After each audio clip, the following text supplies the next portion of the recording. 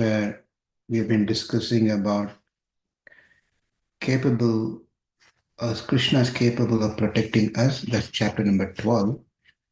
We saw that, and also I think we stopped right there, and there are few sections that we need to continue reading.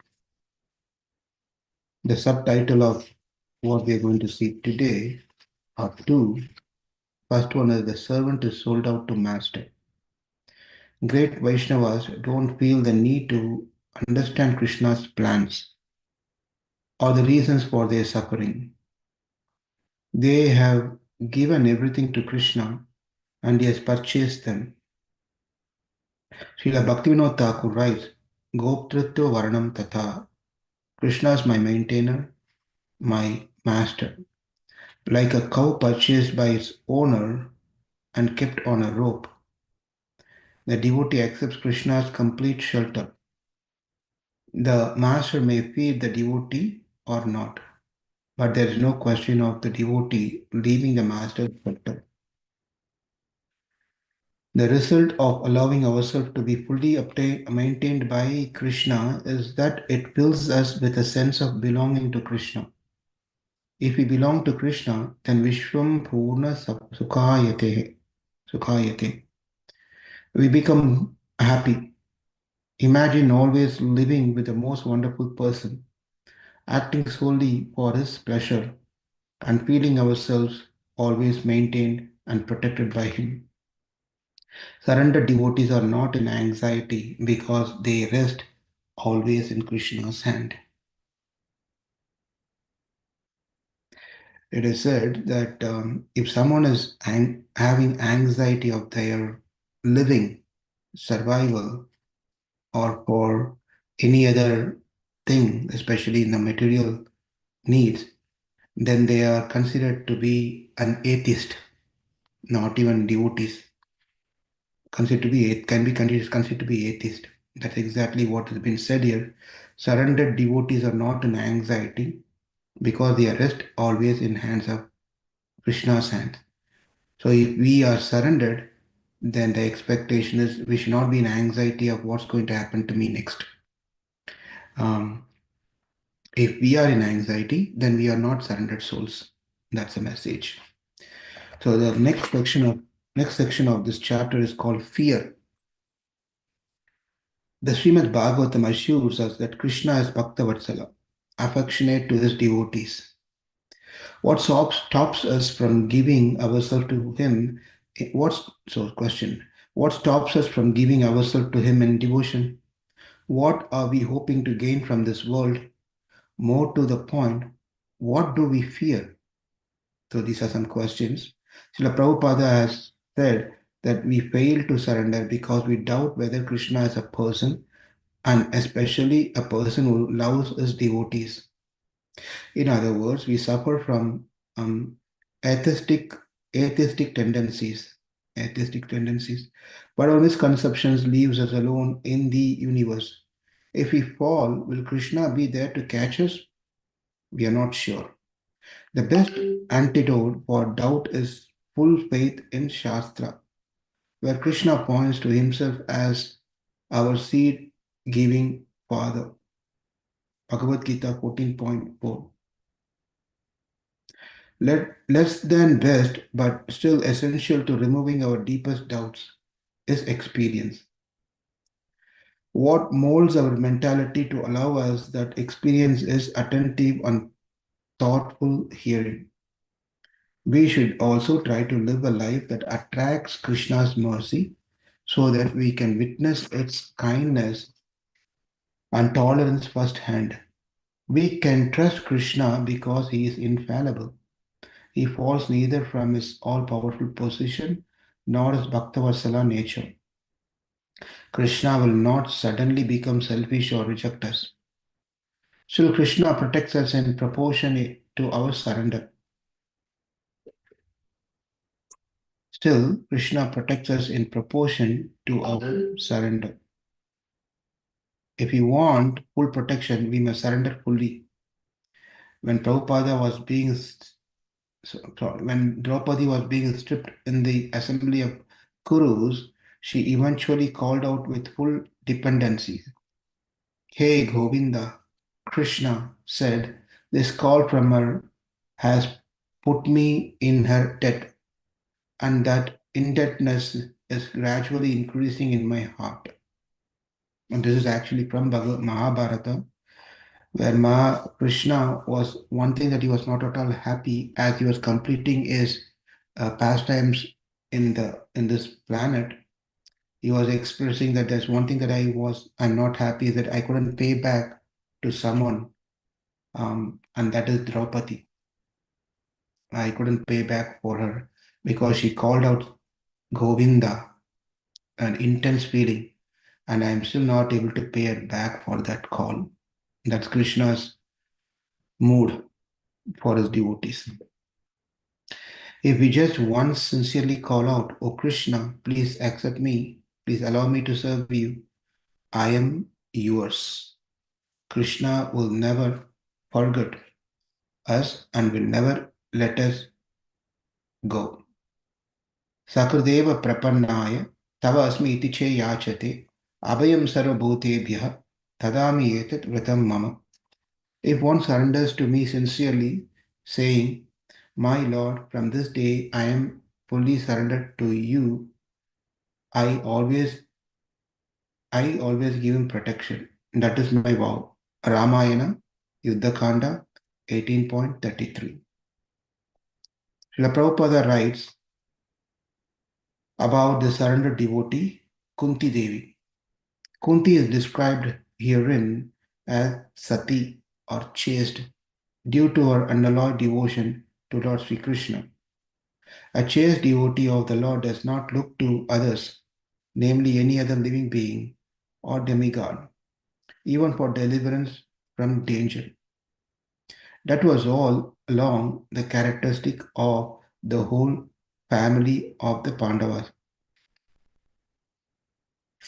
They knew nothing except Krishna, and therefore the Lord was also always ready to help them in all respects and in all circumstances.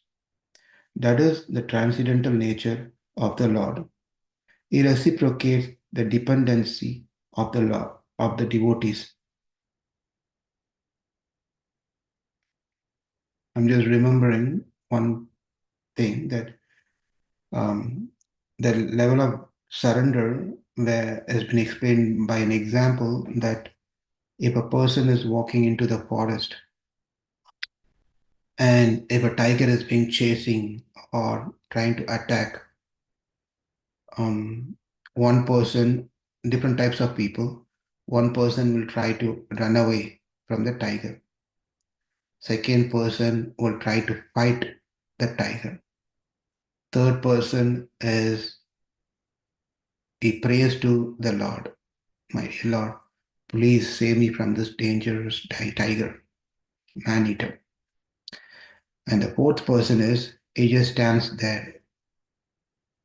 He doesn't do anything. So the fourth person is said, like Parabhakta Prahlad, are completely surrendered. The Lord brought me into this world and He knows what He needs to do with me. There's no need for me to make an extra prayer to remind Him to save me. Rather, He knows when to save me or even not to save me. What He does is the best thing for me. So that's the last category of person. But again, don't try to apply these things artificially. When tiger is coming, just don't stand there. It has to come naturally with that level of um, faith, mahavishwasam, goptrato varnam tata. So, but the point, just to illustrate different categories of people, how they take action in their life. So this is where devotees think, why should I even bother Krishna for this pity thing and that I'm going through to call him out? Again, don't compare this with Draupadi calling out and don't start thinking that she's not in the fourth category. She had her prayer is different, her surrender is different. One can surrender for different things. is not necessarily only for one purpose. It could be anything for that matter. So she surrendered for a particular reason. Even for that particular reason, Krishna felt that he was not able to pay her back. Just imagine that if we surrendered, completely sold out ourselves to Krishna at his lotus feet in his devotion, then just imagine what that would be. Let's continue. They knew nothing except Krishna. That was, let me come back here. A chaste devotee of the Lord does not look to others, namely any other living being or demigod, even for deliverance from danger. So this is what we discussed over the last weekend, that ananya gatitvam. Ananya gatitvam means where you don't have another place to go. Or even if you have another place to go, this is another way of saying things. Even if you have other place to go, a devotee will not go to those people or those devatas or whatever it may be, he may or she may be. They will not go and fall at anyone's feet, asking to save him or her. That's an important point. Mm. So, a chaste devotee of the Lord does not look to others, namely any other living being or demigod, even for deliverance from danger. That was all along the characteristic of the whole family of Pandavas. They knew nothing except Krishna, and therefore the Lord was always ready to help them in all respects and in all circumstances. That is the transcendental nature of the Lord.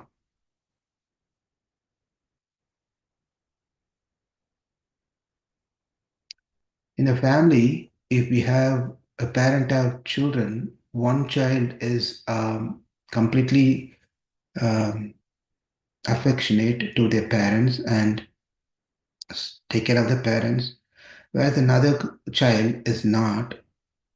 The point here is, irrespective of the child's behavior, the parents have affection towards that child. So, from our side, we have to express our love and affection towards the parents, because we can be in a favor of the parents. But irrespective of that, the parents are definitely going to take care of those children who's not surrendered also. But it's just matter of time for the parent to teach a child to come to the point of that surrender. And that's exactly what Krishna does. So one should not start thinking that Krishna only takes care of those people who are surrendered, not others. Krishna does take care of everyone, whether you surrender or not surrender. But the thing is that the program is little different. When for the surrendered, the program is different. For the unsurrendered, the program is different. But it is only Krishna who's taking care of every one of us. Even for those atheists, the ability for them to speak that God is not there is also the power to for them to speak is also given by Krishna. So Krishna definitely taking care of everyone, irrespective of how they are, what they are. But it's just matter of time that each one have to go through to come to a point of an understanding and a lesson, realization in life that now I understand that Krishna is my only shelter. Krishna is my father, Krishna is my mother, Krishna is my lover, Krishna is my husband, Krishna is my caretaker. Krishna is everything. No one should not therefore look for help from imperfect living beings or demigods, but one should look for all help from Lord Krishna, who is competent to save his devotees. Such a chaste devotee also never asked for the Lord for help. This is the point. Such a chaste devotee also never asked the Lord for help, but the Lord, out of his own accord, is always anxious to render it. So this is a beautiful point. Um, you know, the chaste devotee never asks the Lord for help. We saw an example in our last class again how a child was traveling with a passenger and she was not calling out for help. She was just happy because she knows that she was under the shelter of her father and father is driving the car. So if we give our life of vehicle to Krishna to drive, then there's nothing that we need to be worried about. He is the best driver. He knows where he is taking us. So we just have to let him drive the car of our life. If we try to instruct, it just really happens. Um, when two people are driving, when one person is driving, and the passenger who's sitting right next to the driver start directing and giving all sort of instruction. It just messes up the whole journey. It becomes very difficult. Let the driver drive. Likewise, let Krishna drive our life, and he knows what he's doing. And there's no point in being anxious about what's going to happen for us, because bhaya, the fear, is only there as long as the event takes place. Once the event takes place, then the fire and the fear changes into worry. Right? Will I be tomorrow? What's going to happen to me is a fear of an uncertain event that may happen, may not happen. But then once that event is, for example, say, for example, um, okay, Sunny is here. Sansita is here. She's writing an exam, and now she's anxious. The exam result is going to come in 1 week's time. She did her best, but still there's an anxiety that whether I will get A plus, A, or what am I going to get. She's very anxious. Or one person does an interview for a job. Now he's waiting for the callback result of interview. So he's in a fear. Will I get? Will I get? That's a fearful situation. But then once the result has been released, once you got a call from your company saying that you've been selected or you've been rejected, if you've been selected, you got a good grade, that fear changes into joy, happiness. But then if didn't pass through or whatever happens with the interview, then the fear changes into worry. So it's just a change of our mental consciousness. That's all. Therefore, um, we should understand that rather than being fearful of what's going to happen tomorrow, let's try to remember Krishna as much as possible. So let's finish this last paragraph here. And the purport that I read is from 1.8.17. Last paragraph, just 5 lines. Lord Narayana's words to Durvasa Muni on this point are both encouraging and instructive. And this is from Srimad Bhagavatam 9.4.63. Narayana's words to Durvasa Muni. I am completely under the control of my devotees. Indeed, I am not at all independent because my devotees are completely devoid of material desires. I sit only within the cores of their hearts. What to speak of my devotee? Even those who are devotees of my devotee are very dear to me.